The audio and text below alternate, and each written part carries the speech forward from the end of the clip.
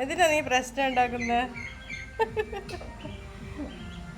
ഇവരെ കുളിയൊക്കെ രാവിലെ കഴിഞ്ഞിട്ടുണ്ട്.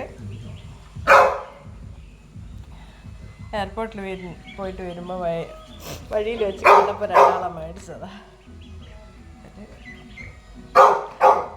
ഇഷ്ടമാണ് ഞങ്ങൾക്ക്.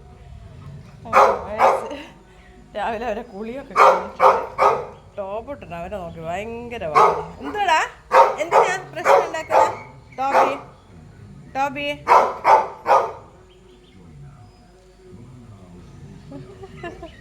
അത് കുഞ്ഞു വാവയങ്ങളാടാ.